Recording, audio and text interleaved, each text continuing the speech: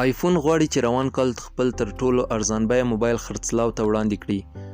د امریکا د ټکنالوژۍ لوی شرکت اپل تولیدات په ځانګړې توګه آیفون په ټوله نړۍ کې ډیر شهرت لري، خو اوس اپل غواړي چې په 2023 کې تر ټولو ارزانه آیفون خرڅلاو ته وړاندې کړي. اپل شورت په پام کې لري چې خپل ارزانه ماډل موبایل په پسرلي کې وړاندې کړي. د آیفون دریم نسل به د روان کال په مارچ یا اپریل کې په یوه کنفرانس کې معرفي شي.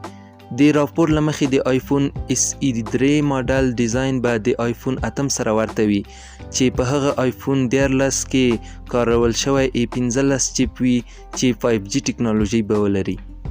دا موبایل به 4.1 انچ سکرین، 4 GB ریم، 128 یا 256 GB حافظه ولري. شاته به یوه کامره وي چې 12 میګا پکسله به وي او بیټرۍ به یې 1820 mAh وي. تر هغه ځای چې د بیټرۍ پورې اړه لري، دا اړینه ده چې د 5G ټکنالوژي سره باید پیاوړې بیټرۍ وي ځکه چې ډیر برېښنا مصرفوي، خو اوس به یې په اړه خبرې کول له وخته وړاندې وي. د آیفون SE ماډل اوسنۍ بیه له $399 څخه تر $499 ته رسیږي، خو ویل کېږي چې خرڅلاو ته به په $300 وړاندې شي.